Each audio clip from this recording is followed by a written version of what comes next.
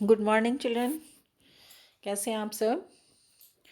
हम लोग half yearly के बाद मैंने आपको ये जो आपकी कविता है बच्चे काम पर जा रहे हैं, ये मैंने आपको इसकी वीडियो रिकॉर्डिंग भी भेजी थी और अब मैं ये आपको दोबारा भेज रही हूँ क्योंकि हो सकता है उसमें कुछ आप लोगों को देखने में प्रॉब्लम रही हो जब आपने वीडियो देखी हो, तो इसलिए मैं इसको दोबारा भेज रही हूँ और आप लोग बहुत ध्यान से सुनेंगे।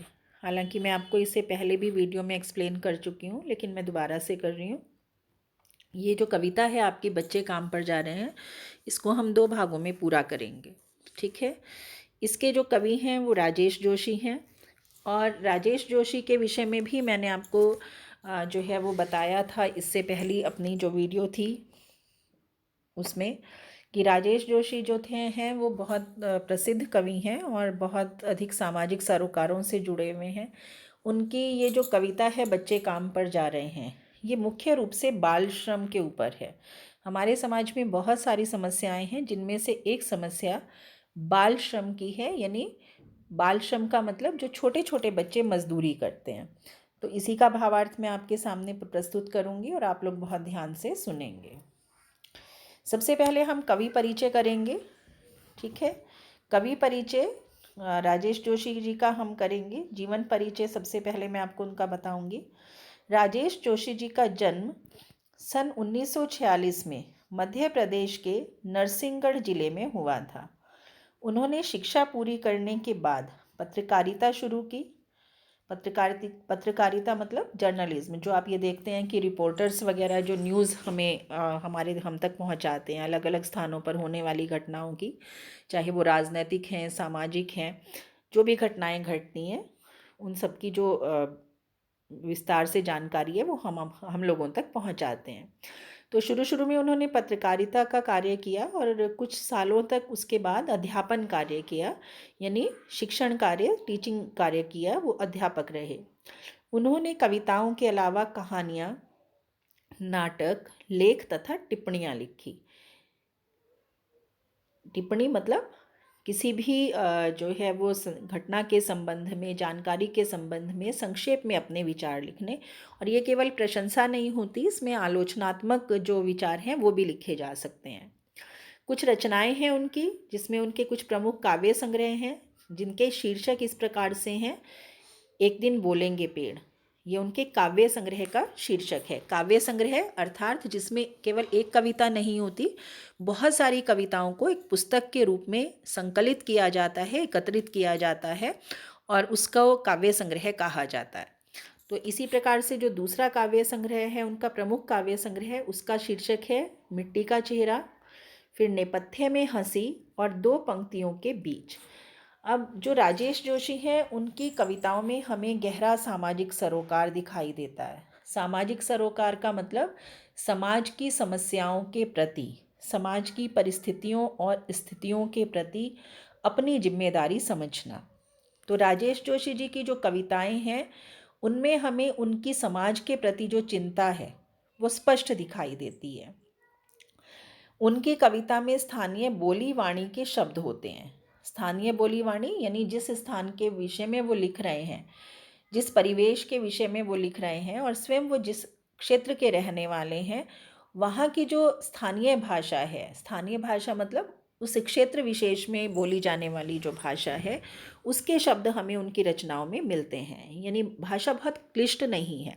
जब आप उनकी ये कविता भी पढ़ेंगे तब भी आप ये समझ पाएंगे कि भाषा बहुत सरल है, सहज है, स्पष्ट है। यहाँ तक कि कविता को पढ़ते समय भी हमें उनके भाव समझ में आ जाते हैं। उन्होंने अपनी रचनाओं में उर्दू शब्दों का भी प्रयोग किया है, यानी हिंदी के देशज शब्द भी हैं, विदेशी शब्द भी हैं और कहीं कहीं पर तत्सम शब्दों का प्रयोग भी किया है। भाषा बहुत प्रभावशाली है।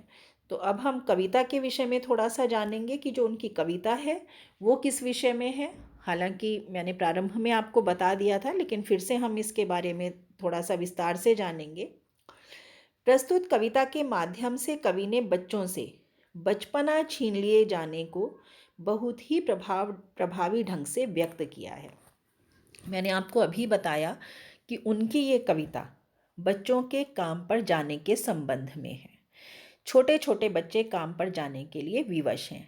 जब छोटे छोटे बच्चे काम पर जाते हैं तो वे बचपन का आनंद नहीं उठा पाते। कवि के हृदय को उन्हें काम करता हुआ देखकर बहुत चोट पहुंचती है। कवि को ये बात बहुत परेशान करती है कि बच्चे जो देश का भविष्य होते हैं वो अपने बचपन का आनंद उठाने से वंचित हैं। इसलिए वो तीखे व्यंग्य करता है। हमारी सामाजिक और आर्थिक व्यवस्था के ऊपर वो बहुत तीखे व्यंग्य करता है और उसे लगता है कि ऐसी व्यवस्था किस काम की है जिसमें बच्चों को खेल, शिक्षा और जीवन के का आनंद ना मिल सके। यानी हम इतनी सारी बातें करते हैं स्वतंत्रता प्राप्ति के बाद से लेकर आज तक। हमारे जितने भी नेता हैं, राजनीतिज्ञ हैं, उन्होंने इस प्रकार की नीतियां बनाई हैं और बनाने का दावा भी किया है कि सभी बच्चों तक शिक्षा का अधिकार जो है वो सभी बच्चों को होगा। शिक्षा की जो सुविधा है वो सभी बच्चों को मिलेगी। ऐसा हमारे संविधान में भी व्यवस्था की गई कि शिक्षा जो है वो हर बच्चे का जन्मसिद्ध अधिकार है। लेकिन वास्तव में बच्चे इस अधिकार से वंचित हैं, क्योंकि हमारी जो सामाजिक व्यवस्था है, जो आर्थिक व्यवस्था है देश की, वो ऐसी है कि जो बच्चे बहुत अधिक निर्धन हैं या जिनके माता पिता बहुत अधिक निर्धन हैं, वो इस निःशुल्क शिक्षा को भी दिलवाने में असमर्थ हैं।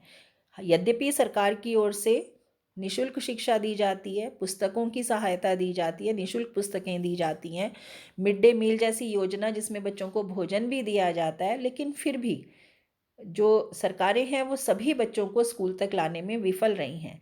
इसका एक बहुत बड़ा कारण शिक्षा के प्रति माता पिता के अंदर जागरूकता की कमी है। और दूसरी चीज़, उन माता पिता को ये लगता है कि यदि बच्चा विद्यालय जाएगा तो जो वो कमाकर घर के लिए ला रहा है वो कमाकर नहीं लाएगा। तो ये सारी जो परिस्थितियां हैं इनके ऊपर भी कवि ने बहुत तीखा व्यंग्य किया है और बच्चों की समस्याओं को हमारे सामने बहुत प्रभावशाली ढंग से रखने का प्रयास किया है। अब हम ये कविता जो है दो भागों में करेंगे, तो आज हम पहले एक ही पद्यांश इसका करेंगे और जो शेष दो पद्यांश हैं उनको हम अपने दूसरे भाग में करेंगे। तो आप लोग बहुत ध्यान से सुनेंगे बच्चों।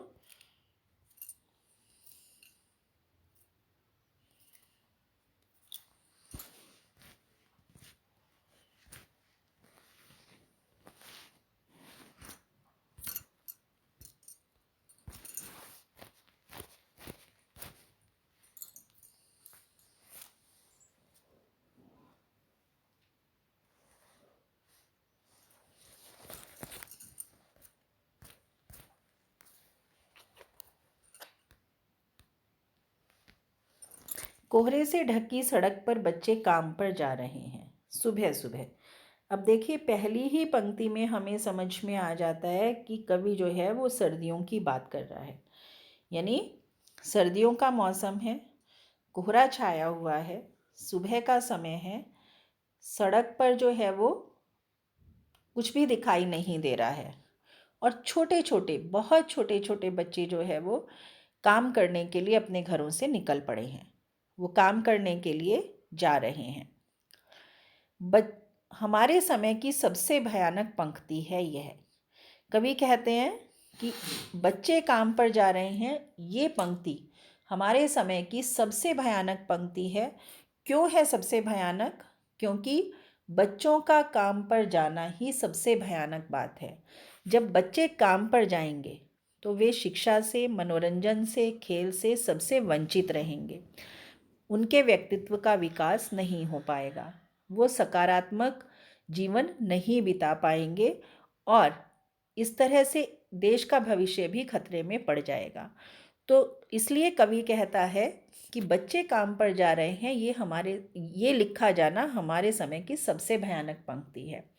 क्योंकि बच्चों का काम पर जाना नहीं है, बच्चों का काम विद्यालय जाना है, पढ़ना लिखना है, खेलना कूदना है और अपने बचपन का आनंद उठाना है।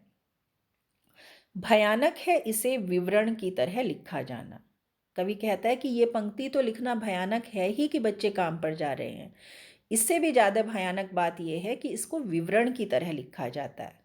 विवरण की तरह लिखने का अर्थ होता है किसी भी बात को एक सूचना की तरह लिखा जाना, एक इन्फॉर्मेशन की तरह लिखा जाना। जब हम किसी बात को एक सूचना की तरह लिखते हैं तो जो पढ़ने वाला है वो उसे पढ़ लेता है और भूल जाता है। उसका कोई भी प्रभाव उसके हृदय पर नहीं पड़ता है। इसलिए कवि को इस बात पर भी आपत्ति है कि हम इस बात को कि बच्चे काम पर जा रहे हैं एक विवरण की तरह क्यों लिखते हैं। वो कहता है कि हमें ये बात एक प्रश्न की तरह लिखनी चाहिए। लिखा जाना चाहिए इसे सवाल की तरह। काम पर क्यों जा रहे हैं बच्चे? वो कहता है कि हमें ये बात प्रश्न की तरह लिखनी चाहिए कि बच्चे काम पर क्यों जा रहे हैं। क्योंकि जब हम किसी बात को प्रश्न की तरह लिखेंगे तो हम उसका उत्तर भी ढूंढेंगे, उसके विषय में सोचने पर विवश होंगे। जब विवरण की तरह लिखेंगे तो हम पढ़कर भूल जाएंगे। जब प्रश्न की तरह लिखा जाएगा तो प्रश्न का व्यक्ति उत्तर ढूंढता है, तो समाज उसका उत्तर ढूंढेगा, और जब उत्तर ढूंढेगा तो उसे बच्चों के काम पर जाने के कारणों का भी पता चलेगा। वो हो सकता है उनकी परिस्थितियों में सुधार के विषय में भी सोचे और इस समस्या का समाधान ढूंढने में समाज के लोग सहयोग करें, आगे आएं। तो इसलिए वो कहता है कि हमें बच्चों के काम पर जाने की बात को एक प्रश्न के रूप में लिखना चाहिए ताकि वो लोगों के हृदय तक पहुंच सके, उन्हें इस समस्या का समाधान ढूंढने के लिए प्रेरित कर सके। इससे आगे तो आपको समझ में आ गया होगा बच्चों। इससे आगे का जो हमारा ये कविता, हमारी कविता है, उसको हम अपने दूसरे भाग में करेंगे और फिर भी यदि कोई समस्या है तो आप मुझसे पूछ सकते हैं।